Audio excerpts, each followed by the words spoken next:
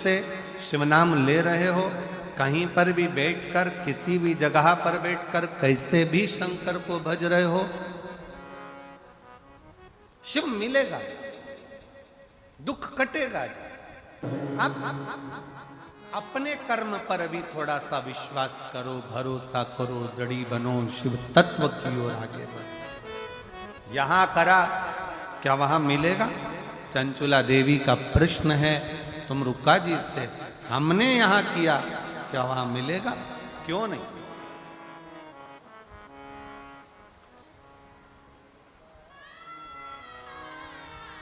कई लोग ऐसे भी हैं, भारत में कमाया, विदेश में जाकर मकान बनाया, गाड़ी ली, जमीन ली, फैक्ट्री बनाई। यहां कमाया, वहां जाकर जमीन, फैक्ट्री, दुकान, मकान सब करा। कई ऐसे भी हैं कि वहां कमाया विदेश में और यहां खरीदा। उसी तरह मृत्यु लोक में, मानव शरीर में भगवान का भजन करते हुए, उस ईश्वर को, उस रब को याद करते हुए, उसका भजन करते हुए, एक लोटा जल चढ़ाते हुए आगे बढ़ते चलो, तो हो सकता है कि यहां करोगे तो वहां तक प्राप्त हो सकता। यहां करा, वहां मिला।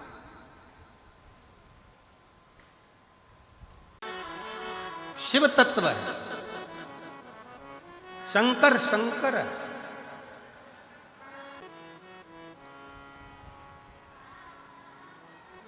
फिर कथा में वर्णन किया गया,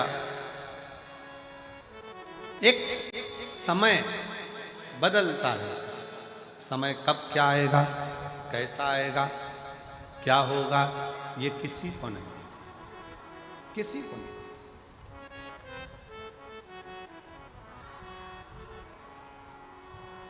जन्म, मरण, परण, जन्म भी उस परमात्मा के हाथ में है, मृत्यु भी उस परमात्मा के हाथ में है, और परण भी उस परमात्मा के हाथ में है। परण मतलब शादी।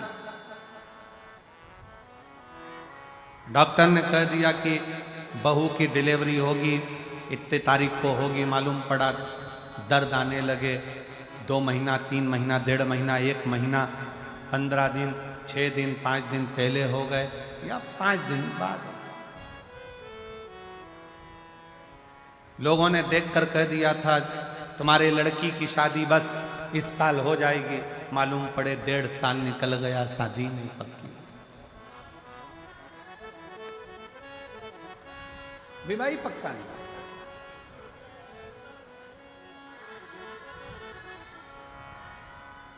डॉक्टर ने कह दिया घर ले जाओ, इनकी अंतिम सांसें चल रही है, सेवा करो, मालूम पड़े 2 साल निकल गए, 4 साल निकल गए। और किसी ने देखकर कहा था कि इनकी उम्र बहुत लंबी है, मालूम पड़ा कोरोना आया और प्राण छूट गए, किसको मालूम। जन्म, मरण, परण, ये 3 शिव के हाथ, आपके और हमारे हाथ में नहीं है। चाहे किसी को कुछ भी बता दो, कैसे भी अच्छा कर्म करते चले, श्रेष्ठ कर्म।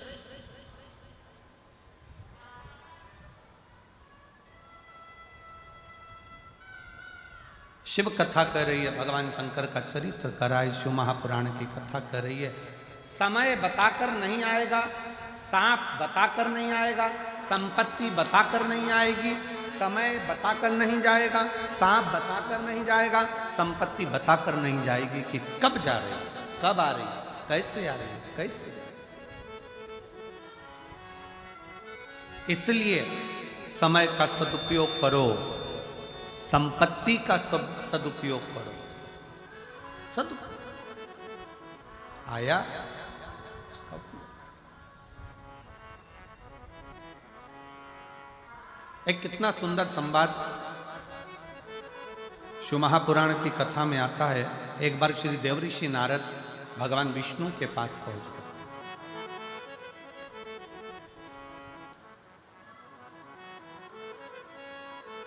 श्रीमन नारायण, श्रीमन नारायण, श्रीमन। और देवऋषि नारद भगवान विष्णु के पास में गए तो भगवान विष्णु से कहा, प्रभु मनुष्य के पास कब समय अच्छा आता है, कब बेकार आता है, उसको मालूम नहीं पड़ पाता है। कब उसे संपदा मिलेगी, कब नहीं मिलेगी, उसको ज्ञात नहीं हो पाता।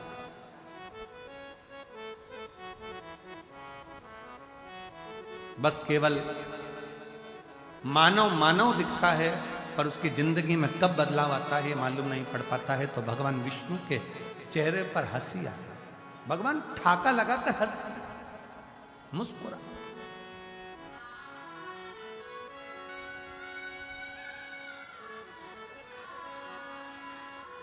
खूब हंसे और नारद जी का हाथ पकड़कर भगवान नारायण उनको शंकर जी के पास में ले गए। बाबा भोलेनाथ बैठे थे। शंकर भगवान को नारद जी का कोई संवाद नहीं मालूम है, शंकर भगवान को भगवान विष्णु का कोई संवाद नहीं मालूम है, शंकर भगवान को इन दोनों की कोई बात नहीं मालूम है। पर पहुंचे और पहुंचते से भगवान शंकर हंसना प्रारंभ हो गए, शिव जी मुस्कुराना प्रारंभ हो गए। नारद जी से सहन नहीं हुआ। नारद जी ने पूछ लिया, प्रभु हमने ना तो हमारी बात आपने सुनी, ना भगवान विष्णु की बात आपने सुनी, और आप हंस रहे, आप मुस्कुरा रहे, इसका कारण क्या? भगवान शंकर ने कहा, नारद मैं जानता हूं कि तुम क्या पूछना चाहते हो, कि संसार सागर में सब एक जैसे नजर आते हैं, पर ना जाने किसका ग्रह, किसका समय कब बदल जाए और कौन कहां बैठ जाए, इसका भरोसा नहीं किया जा सकता। इसका भरोसा नहीं किया जा सकता।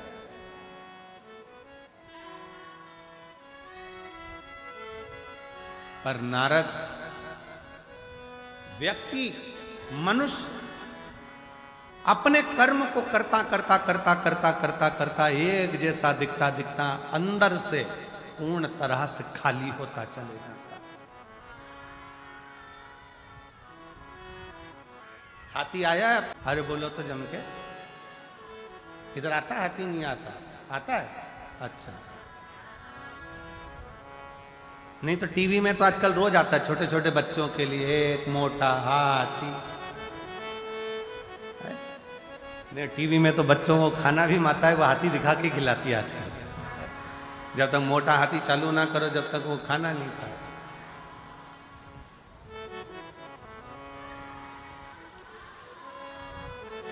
हाथी देखा होगा, हाथी को बेल का फल, यहां क्या बोलते हैं उसको, बेला। हाथी को अगर बेल का फल दे दिया जाए खाने के लिए तो हाथी उसको फोड़ के खाता है क्या? जम के बोलो जरा। नहीं, हाथी क्या करता है, उस बेल के फल को सूंड में लेकर मुख में उतार कर पेट में रख ले।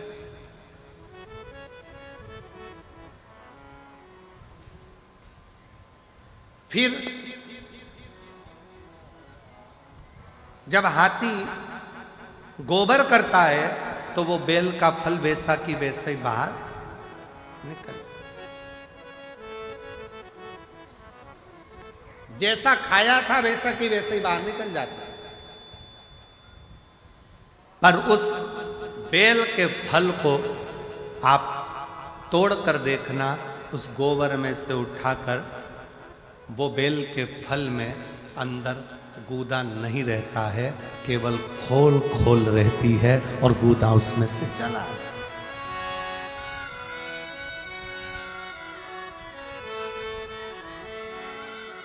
बेल का फल वैसा की वैसा ही। हाथी को जो बेल का फल तुमने खिलाया, बेल फल जो तुमने खिलाया, वो बेल फल हाथी ने खाया। खाने के बाद हाथी उस बेल के फल को खा लिया। गोबर में वो बेल वैसा की वैसा ही जैसा तुमने खिलाया था, एक दिन दो दिन में वो निकल गया। पर उस बेल के फल में अंदर जो गुर्दा रहता है, बेल के फल के अंदर जो गुर्दा भरा होता है, वो गुर्दा पूरा की पूरा खाली था, केवल खोल खोल थी और अंदर कोई गुर्दा नहीं, कोई गुर्दा नहीं। भगवान शंकर कह रहे हैं नारद, जैसे केवल खोल रह जाती है और हाथी का पाचन क्रिया से वो गुर्दा बाहर निकलकर हाथी उसको पचा लेता है, उसी तरह संसार सागर में जब मनुष्य आखिरी में इस संसार को छोड़कर जाता है तो केवल एक खोल रह जाती है, बाकी का तो जो परमात्मा का था वो परमात्मा में विलीन होता है। परमात्मा का परमात्मा में मिल गया, भगवान का भगवान में मिल गया, परमात्मा का परमात्मा में समाहित हो गया।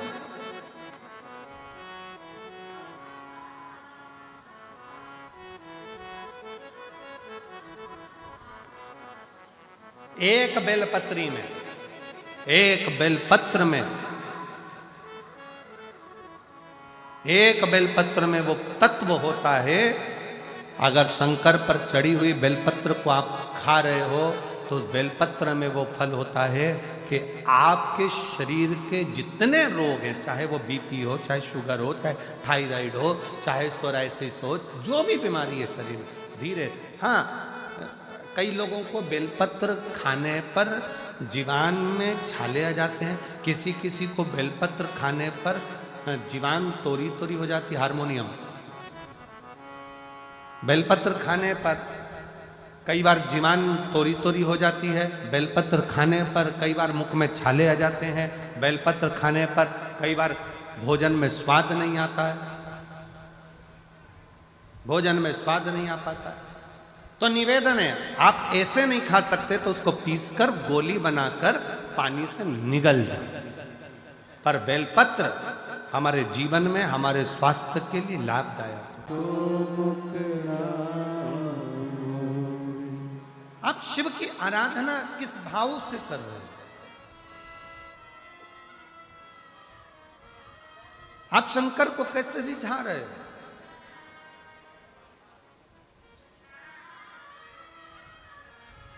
मेरी जीजियों, शिव के मंदिर में केवल एक लोटा जल देने के लिए मत जाओ। शिव के मंदिर में अगर जाओ तो लोटा भर जल के साथ में अपना दिल भी बाबा को देकर आओ तो समझो कि तुम्हारा कार्य सफल हो। केवल मंदिर में गए, जल चढ़ाया, आ गए, वो श्रेष्ठता नहीं। अपने मन से, अपने दिल से बाबा से बात तो करो। कितनी धूप है, इतनी कड़कड़ाती हुई गर्मी में आप लोग बैठकर कथा सुन रहे हो, 200-500 रुपए खर्च कर कर आए हो, कुछ नहीं तो ऑटो के 50-100 रुपए तो तुमने खर्च करे होंगे, बस का टिकट लिया होगा 100-150-200 रुपए का, तब जाकर यहाँ पहुँचे हो। अब यहाँ आने के बाद भी आप उस समय को व्यर्थ गंवा दो तो आपका जीवन बेकार है। यहाँ दीवार के अंदर गेट से प्रवेश जब तुम अंदर करो, गेट से प्रवेश करते समय तुम अपने भीतर का अहंकार, अपने घर छोड़ो और बैठकर बाबा से प्रार्थना करो, बाबा मैं अपने दिल से आपको निवेदन करने आई हूँ कि मेरे मन की ये मुराद है। बाबा मैंने आपका स्मरण किया है, बाबा मैंने अरदास करी है, आप उसको स्वीकार करना। और मेरे बाबा अगली बार जब कथा हो तो इस व्यासपीठ पर मेरा भी पत्र पहुंचे, ऐसी करुणा कर तो स्वीकार।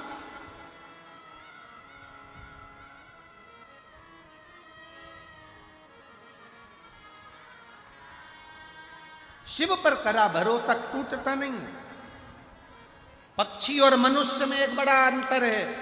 पक्षी और मनुष्य में एक सबसे बड़ा अंतर है। पक्षी अपने साथ के पक्षी को उड़ाने का प्रयास करता है और मनुष्य उड़ता हुआ व्यक्ति को गिराने का प्रयास करता है। इन दोनों में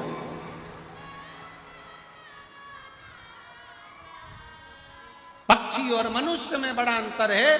पक्षी, एक पक्षी अगर उड़ नहीं रहा है उसको उड़ाने का प्रयास करेंगे, पक्षी उड़ नहीं रहा है उसको उड़ाने का प्रयास करेंगे। पक्षी सामूहिकता में एक साथ आकाश में उड़ते हैं, उड़ाने का प्रयास करते हैं। एक पक्षी थक जाता है, दूसरा पक्षी उससे कहता है घबराना नहीं, मंजिल आने वाली है, उड़ते रहे, मंजिल आने वाली है, और आगे बढ़ना है, और ऊपर जाना है, उड़ते रहे, मंजिल आने वाली है। पक्षी अपने साथ के पक्षी को मंजिल तक पहुंचाने का प्रयास करता है। और मनुष्य कोई उड़ रहा है, आगे बढ़ रहा है, बहुत उन्नति कर गया, बहुत तरक्की कर गया, तो मनुष्य अंदर से ईर्ष्या रखकर उसका पांव पकड़कर खींचने का, जमीन पर गिराने का प्रयास करता है। निवेदन है, पक्षी सामूहिकता में रहकर दूसरे को आगे बढ़ाने का प्रयास करते हैं और मनुष्य सामूहिकता में मिलकर एक दूसरे को गिराने का प्रयास करते हैं कि अपन इकट्ठे होकर इसको जमीन पर पटक देंगे। ये आगे कैसे बढ़ गया, ये तरक्की कैसे कर गया, ये कुर्सी पर कैसे बैठ गया, ये सिंहासन पर कैसे बैठ गया, ये आगे कैसे बढ़ गया, इसके पास पद कैसे आ गया, इसके पास पैसा कैसे आ गया, इसके पास प्रतिष्ठा कैसे आ गई।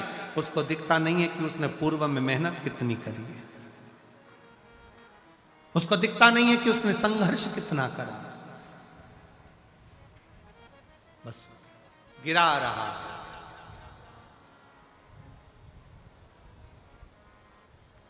मेरा निवेदन इस व्यासपीठ के माध्यम से आप सबसे करूं, किसी के मरने के बाद कंधा दो मत दो, तुम्हारी मर्जी, पर उसके मरने से पहले अपने कंधे का सहारा उसको जरूर दे देना, जिससे वो जीते जी आगे बढ़ जाए,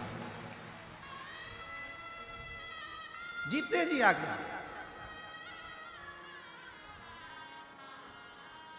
होली आ रही है, 13 तारीख को रात्रि को होली जलेगी, 14 तारीख को खेली जाएगी। हमारे सीहोर में कुबरेश्वर बाबा के सुंदर आनंद में 5 मंदिर में हम भी कैसरिया जल चढ़ाने के लिए बाबा को जाते हैं। महादेव की होली सीहोर में मनाते हैं, वो 15 मार्च की रहेगी। सुबह 9 बजे चमत्कालेश्वर मंदिर से हम निकलेंगे, बाबा को जल चढ़ाते हुए, गुलाल चढ़ाते हुए। जो सीहोर के आसपास के हैं, बाबा की आपने ब्रज की होली देखी होगी, काशी की मसाने की होली देखी होगी। एक बार योग लगे तो सीहोर में 15 मार्च को आकर सुबह 9 बजे जरूर होली देखें कि बाबा महादेव की होली कैसे हो। होली आ रही है, निवेदन है,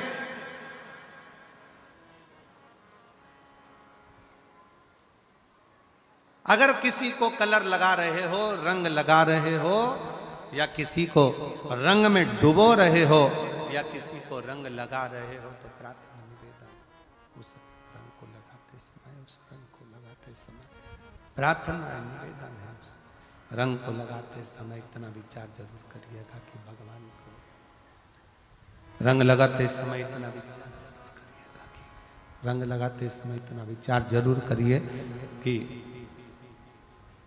हम जिसको रंग लगा रहे हैं, हम जिसको रंग लगा रहे हैं, इतना विचार जरूर करना कि इसके साथ जिंदगी में हम कभी अपना रंग बदलेंगे नहीं, इसको और गहरा करते जाएंगे, करते जाएंगे, शंभु शंभु शंभु शंभु शंभु शंभु शंभु, हम और गहरा करते चले जाएंगे और लगाते।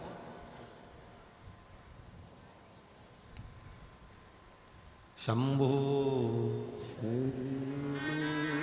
पड़ी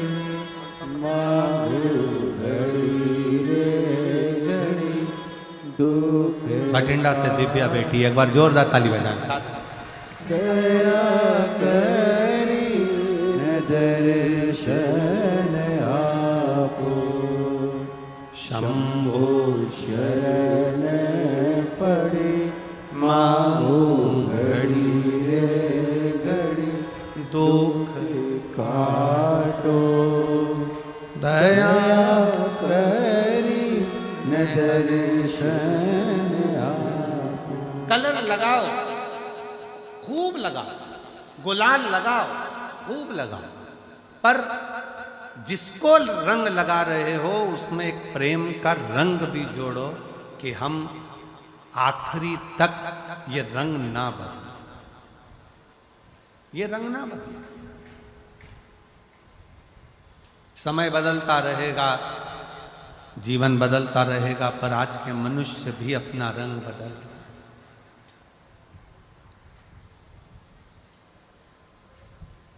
जीवन का कोई ठिकाना नहीं, मनुष्य देह का कोई ठिकाना नहीं।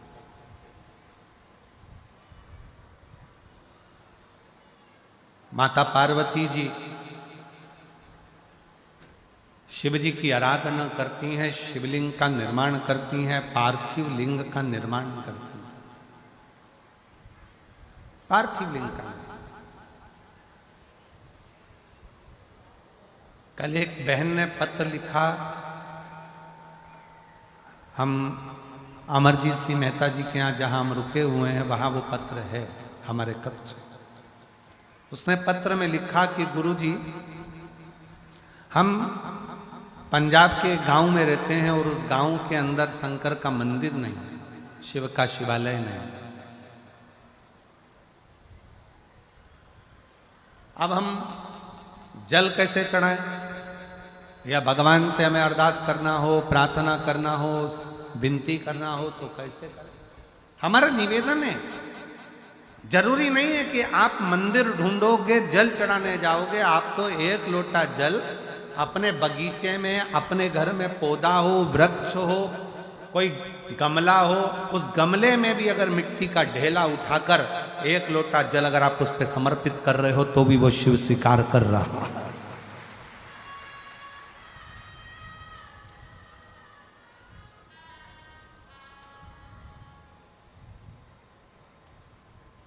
शिव स्वीकार कर रहा है।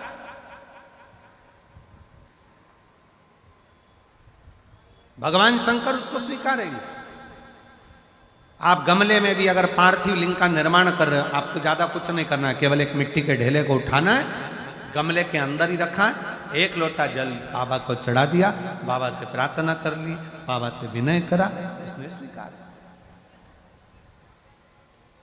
जरूरी नहीं कि आप कहीं जाओगे तो स्वीकार होगा। स्वीकृत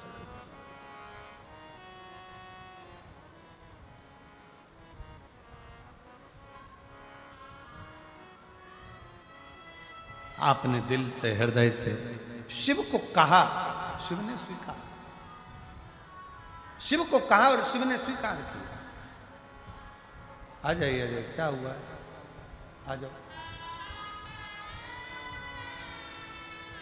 और शंभू बेल पर पड़ी मांगो घड़ी रे घड़ी, दुख काटो दया करी न दर्शन आपो, शंभो शरण पड़ी मांगो घड़ी रे घड़ी, दुख काटो दया करी न दर्शन आपो, शंभु शरण पड़ी मांगो घड़ी। शिव से प्रार्थना, शंकर से विनय निवेदन आप जितना दिल से करेंगे, जितना भाव से करेंगे, जितना हृदय से करेंगे, शिव उसको स्वीकार करें, शंकर उसे स्वीकार करेंगे।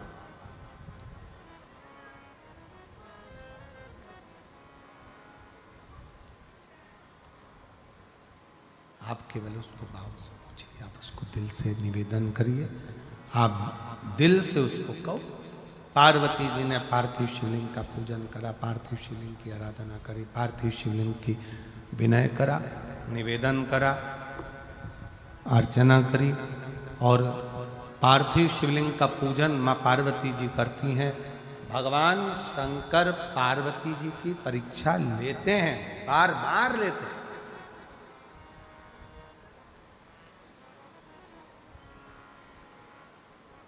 शिव कुछ देगा तो पहले तुम्हें तोल लेगा।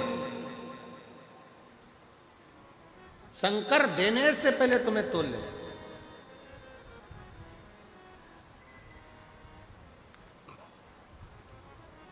थोड़ी परीक्षा ज्यादा देना पड़ सकता है।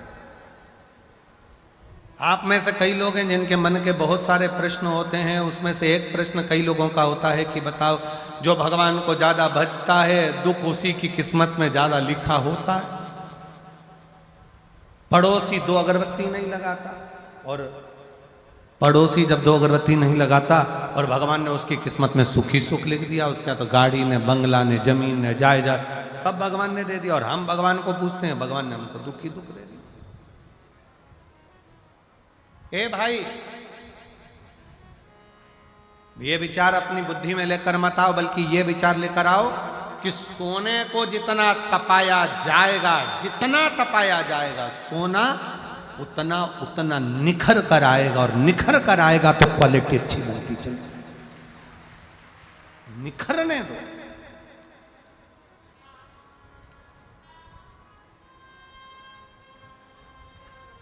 निखर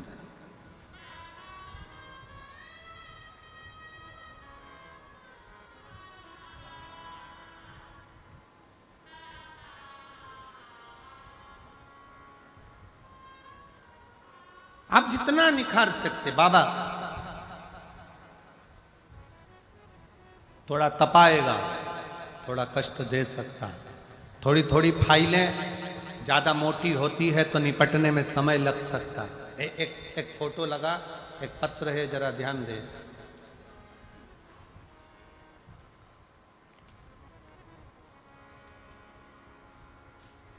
गुरुजी किरण गोयल, जिला मानसा, बरेठा, मंडी से रहने वाली हूँ। मेरा मोबाइल नंबर ये है, कहीं बैठी हूँ तो हाथ हिला सकती हूँ। किरण गोयल, जिला मानसा, बरेठा, मंडी से रहने वाली हूँ। मेरा मोबाइल नंबर ये है, कहीं बैठी हूँ तो हाथ हिलाकर एक बेलपत्र लेने के लिए आ सकते। अब इसमें मेरे पति के पाँव में एक बीमारी हो गई जो 20 साल से है, जिससे पति के पाँव से, पहले पाँव को देखेंगे आप लोग एलईडी पर, पाँव से 20 साल से लगातार खून बहता है। और उस बहन ने लिखा, वो किरण गोयल ने लिखा, ऐसा कोई डॉक्टर नहीं है भारत का जिसके पास इलाज ना करवाए। पूरे भारत का ऐसा कोई विशेष डॉक्टर नहीं जिसके पास इलाज ना करवाए। शरीर में से ये पाँव का फोटो है, जिसमें से लगातार रेगुलर पाँव में से खून बहता ही रहता है, लगातार पाँव में से खून बहता है। 20 साल हो गए, और 20 सालों से जख्म जैसा कि जैसा ही है। डॉक्टर इसको कुछ बोलते हैं, कोई कुछ बोलता है, पर इलाज इसका नहीं। तब 2023 में किसी के कहने पर, पड़ोसन के बोलने पर मैंने कथा श्रवण करना प्रारंभ करा, और 2023 में किसी के काम से पड़ोसन के घर गई, और काम से जब पड़ोसन के घर गई तो वहां पर आपकी कथा हो रही थी। बस वहीं से मुझे भी भोलेनाथ की कथा से लगन हो गई और मैं भी सुनने लगी।